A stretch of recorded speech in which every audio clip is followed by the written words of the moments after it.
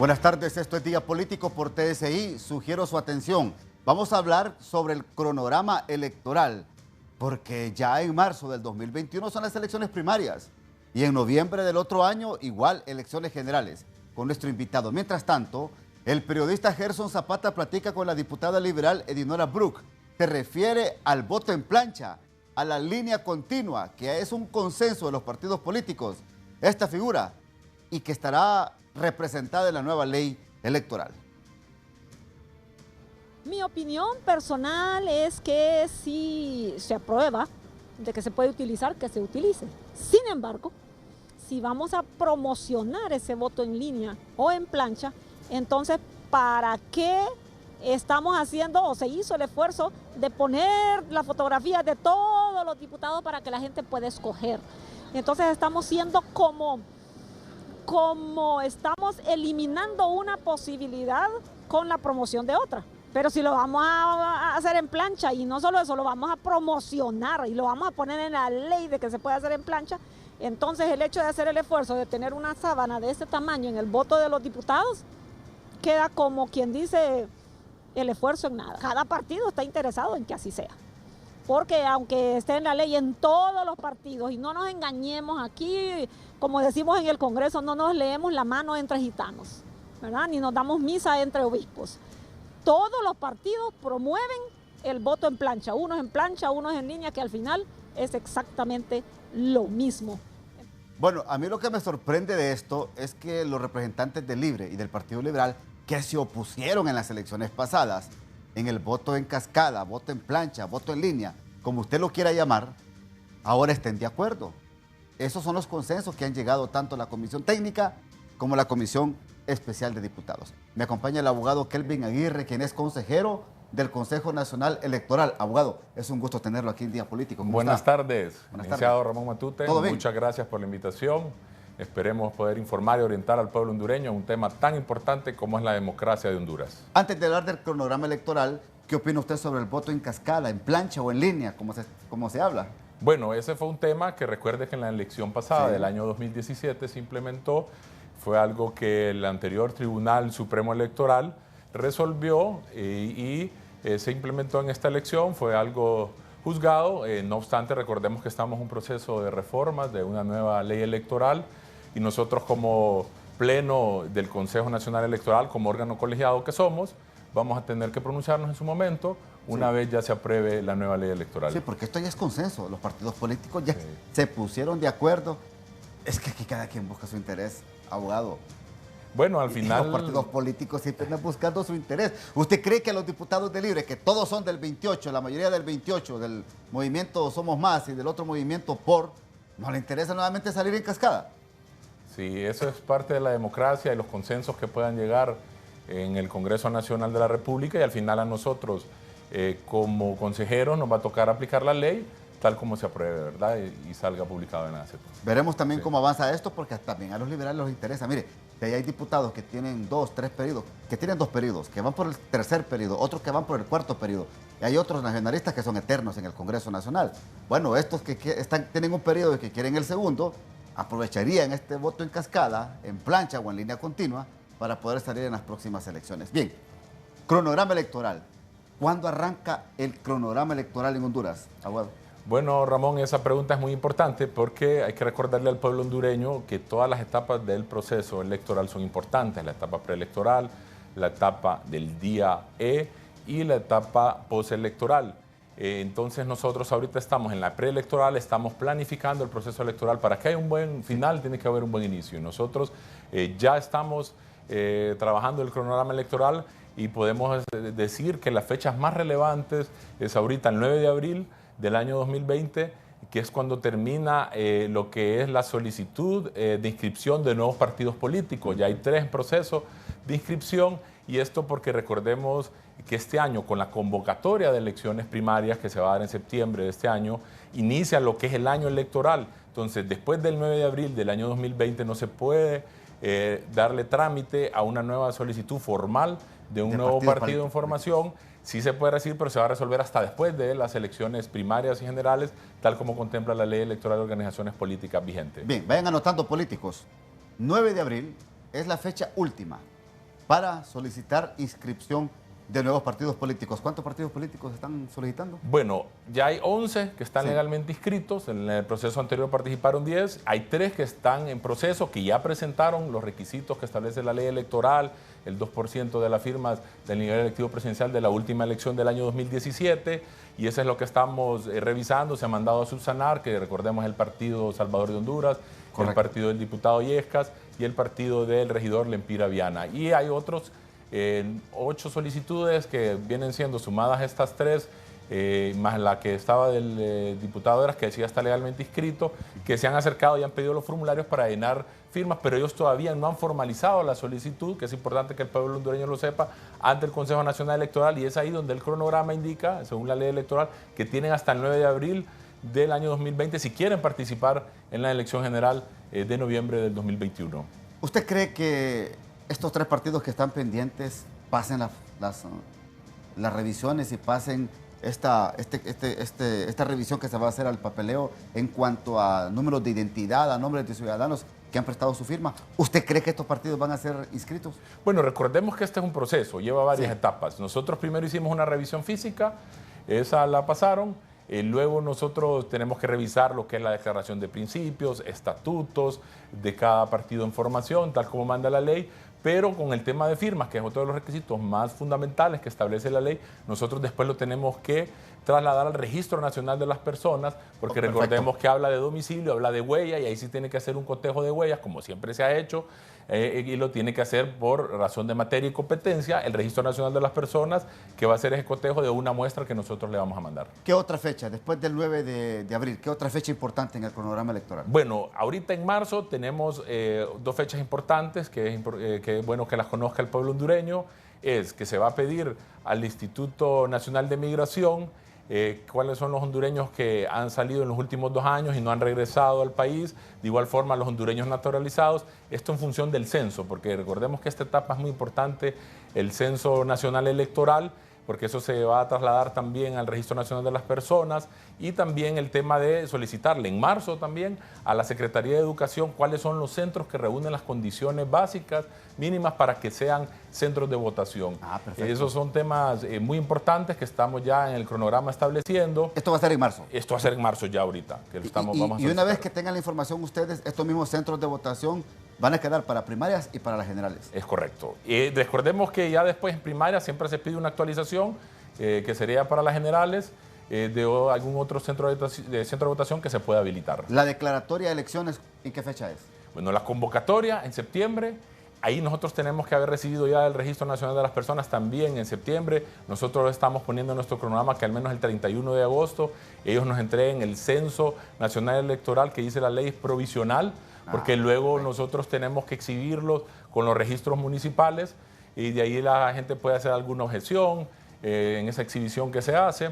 Y luego recordemos que también la ley establece, ley electoral de organizaciones políticas, no sabemos si van a dejar ese mismo plazo en la nueva ley electoral, que 3 meses y medio antes de esta elección primaria no se puede hacer ya un cambio de domicilio. Entonces, 3 meses antes de la elección primaria es la fecha fatal para que puedan hacer un cambio de domicilio. Estamos hablando entonces 3 meses antes, que en diciembre de este año correcto, se cierran las actualizaciones domiciliarias y los traslados domiciliarios. Así es, porque después viene la entrega del censo definitivo a nosotros como Consejo Nacional Electoral, y luego recordemos que también en lo que era en noviembre, todos los movimientos en formación de los partidos políticos van a tener que solicitar a la autoridad central su inscripción como movimiento, como precandidatos, y luego la autoridad central en diciembre, o sea, un mes después, nos va a nosotros presentar esa solicitud para que nosotros lo resolvamos, que lo tenemos que resolver en 20 días. Sí. Y luego recordemos que en el mismo diciembre tenemos que hacer el sorteo de la ubicación de las papeletas,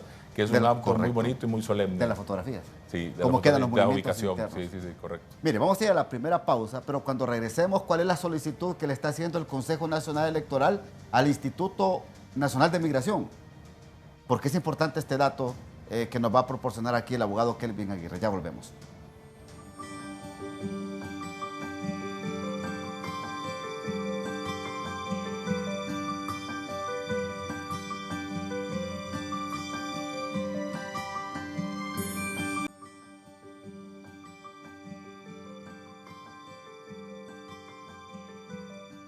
Bien,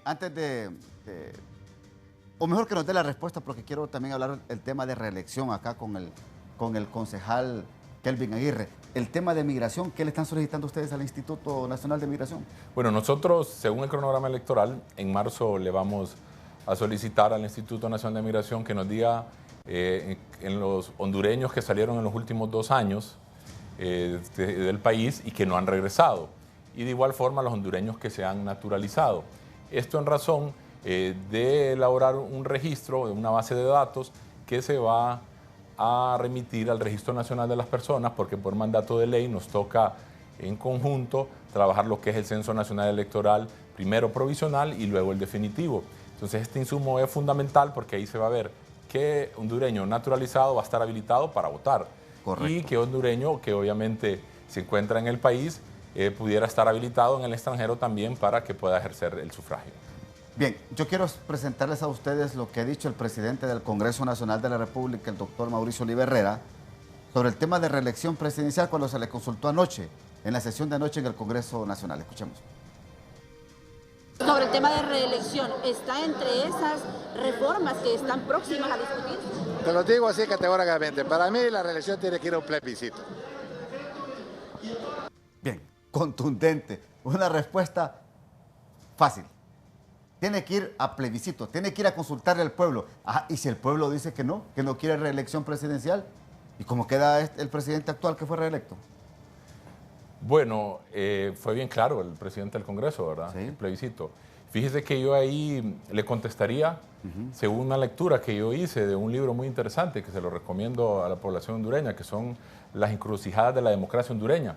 El doctor Salvador Romero, que por cierto ahora es el magistrado presidente del Tribunal Supremo Electoral de Bolivia, establece que la única salida para este tema de la reelección son, primero, con un plebiscito o una consulta ciudadana, o que el mismo Congreso le fijara límites al tema de la reelección. ¿Por qué? Porque ya es una cosa juzgada, establece en el libro, que es una sentencia, que es ley, y ahora solo se tendría que fijar los límites que se establecen para esta cosa juzgada, o la salida que vemos viendo, que es la que menciona el presidente del Congreso, que sea a través de una consulta ciudadana. Así lo establece en su libro Salvador Romero. Y fíjese que un dato importante Permítame. que le quiero decir, Sí, porque el Partido Nacional en su última convención también reformó sus estatutos y puso una autorregulación a esta sentencia, que es ley, de que solo se podía reelegir por una vez. Y ahí es una reforma que hacen a sus estatutos y que la presentan al Consejo Nacional Electoral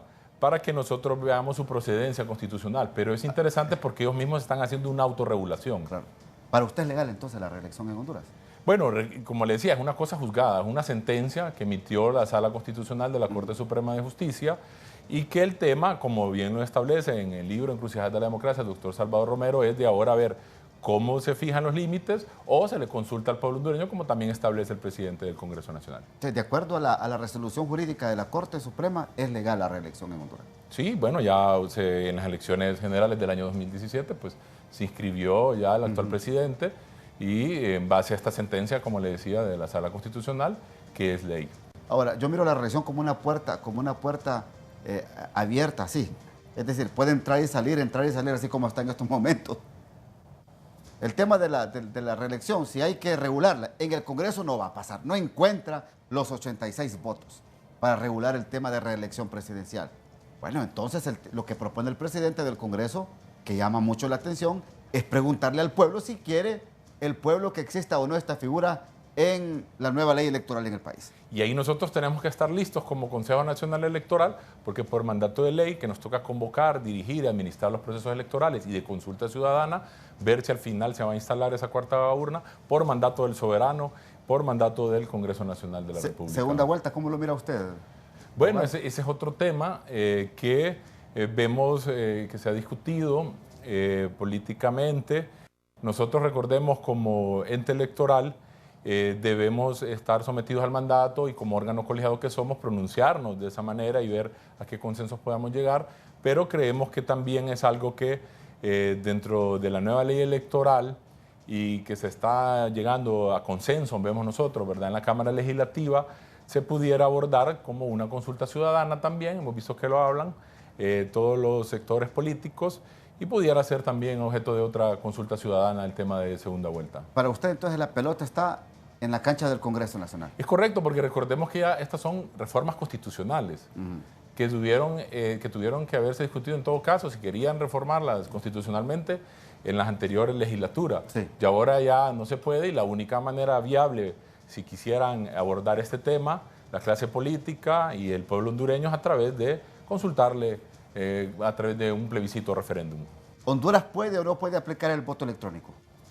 Bueno, a mi criterio, yo le soy sincero, vimos la experiencia de República Dominicana, falló el sistema electrónico, y ahorita que venimos a hablar también del cronograma electoral, tenemos el tiempo muy corto y creemos de que sería muy ajustado el tiempo, no se pudiera implementar si en un caso lo decidieran en el Congreso Nacional que se implementara, aunque también vemos que eso tendría que haber sido otra reforma constitucional que no se realizó, entonces no lo vemos viable jurídicamente que se pueda implementar, ni tampoco técnicamente, porque se requiere una planificación con mucha anticipación, y además no la recomendaríamos por todas estas lecciones aprendidas que vemos que falló el sistema en Dominicana. Vemos casos de Alemania que lo declaró inconstitucional, incluso el voto electrónico. Inglaterra también lo desechó, y solo países como Venezuela y Brasil son los que lo implementan, y Brasil en cierto porcentaje. Bien. ¿Ustedes creen que la nueva ley electoral, que ya tengo entendido que en marzo entra al Congreso el dictamen para su aprobación y su discusión, será una ley con músculos, con dientes para ustedes y afrontar los nuevos procesos electorales y poder evitar estas crisis postelectorales, que es lo que tiene a Honduras así, abogado, en estos momentos? Eso es fundamental, esa pregunta, porque el objetivo nuestro es celebrar elecciones limpias, transparentes y justas. Sí. Y que no hayan más crisis en la democracia de Honduras. Creemos que se ha avanzado, según el índice del PNUD, en toda la región en el tema de democracia, no como quisiéramos. Vemos que hemos celebrado 10 elecciones generales, eso creo que ha sido un hito histórico en el país, después de que volvimos de 4 asambleas nacionales constituyentes y de gobiernos militares. Entonces creemos que se ha avanzado, pero con esta nueva ley electoral se debe fortalecer la democracia, y creemos que, recordemos que se han implementado algunas recomendaciones de los informes de las misiones de observación electoral de la Unión Europea. Ya hay un nuevo partido también que integra a los entes electorales que antes no lo integraba. También ya se ha quitado el concepto de que el tribunal anterior era juez y parte, y ahora pues ya hay un tribunal de justicia electoral que es la máxima autoridad en el tema de justicia, y que va a conocer todo lo que es la segunda instancia, y creemos que eso va avanzando, pero lógicamente, como dice usted, se necesitan los músculos para que nosotros podamos implementar un proceso electoral limpio, transparente y justo, y por eso nosotros, y le anuncio, hemos trabajado en 20 bloques temáticos que vamos a remitir al Congreso Nacional de la República para que sean tomados en consideración. Ahí estamos hablando del tema de paridad, el tema de alternancia, el tema del financiamiento a los partidos políticos, y creo que va a ser un buen insumo que se debe tomar en cuenta por parte del Soberano Congreso Nacional. ¿Debe ser independiente o no la unidad de política limpia, o debe estar adscrita a ustedes? Bueno, yo vengo de ahí, creo firmemente que debe ser independiente. Perfecto. Porque recordemos que este es un instrumento, y tanto la unidad, que se debe encargar de combatir el crimen organizado. Perfecto. Y la corrupción. Mire, por el tiempo, abogado, yo le agradezco mucho por haber compartido con nosotros. Solo repítame algunas fechas. ¿Cuándo se entrega el censo? El censo definitivo en septiembre. Septiembre. Sí, a mediados ¿La de declaratoria septiembre, de elecciones primarias? La convocatoria en septiembre también. En septiembre. Sí, el tiempo 6 meses antes. ¿El tiempo de los partidos políticos para inscribir movimientos que van a participar? Esos son 4 meses antes de las elecciones primarias. Perfecto. Sí. Actualización domiciliaria hasta en diciembre. Hasta en diciembre, correcto. De ahí no se puede. De ahí se hace el censo definitivo, y ahí ya no puede haber traslados domiciliarios. Abogado, salvo que mucho la nueva ley, ¿verdad?, contemplara algo contrario. Sí. Le agradezco mucho, abogado. No, gracias a usted. Y lo vamos a seguir invitando hoy. Sí, claro, con gusto. Estos temas. Muy amable. Al abogado Kelvin Aguirre, quien es consejero del Consejo Nacional Electoral, con nosotros aquí en Día Político. Pausa. Hasta aquí Día Político por TSI. Los dejo con la gustada sección desde mi curul.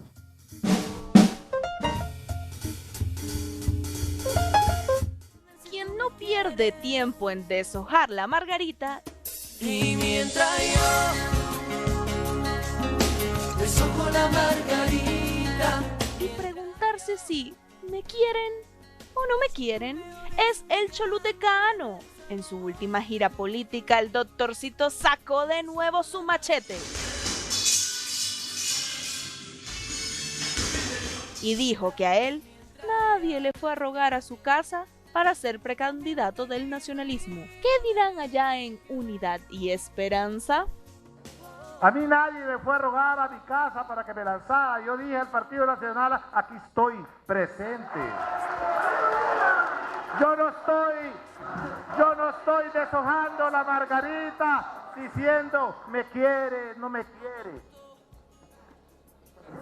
Yo estoy aquí porque creo en mi partido, porque creo en mi país. ¿Será cierto que en Libertad y Refundación hay un tal Grillo Cachureco?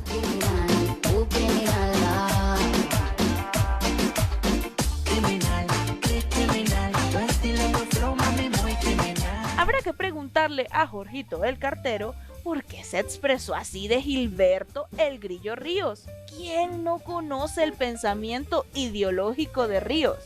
Solo Calitz parece que no. Esto arde en libre, papá. He escuchado. Me suena al discurso nacionalista, al discurso cachureco, al que usó en su momento Salvador. Salvador utilizó nuestra militancia, usó nuestra plataforma para ser candidato y en un momento le pidió a Mel que se apartara. ¿Quién entiende a los de Salvador de Honduras? Primero, que no quieren ver ni en pintura ajo.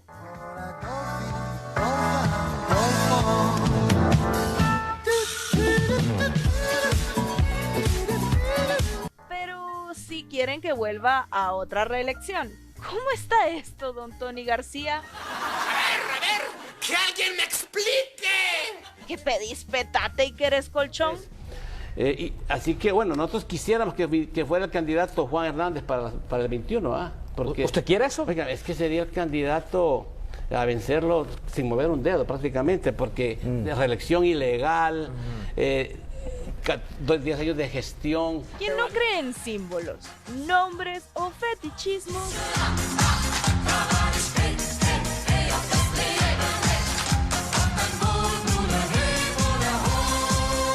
Es el hombre de la nueva corriente en Libre. El comandante Libreta ya no quiere ver símbolos del socialismo del siglo XXI. Tampoco quiere saber de Chávez, Fidel y mucho menos el Che Guevara. ¿Están escuchando Juan Barahona y Edgardo Casaña? ¡Viva Morazán! ¡Viva! Esta lucha debe estar inspirada en el ejemplo eterno de Francisco Morazán. No ocupamos importar símbolos. Tenemos al más grande de todos, en Francisco Morazán Quesada. ¡Viva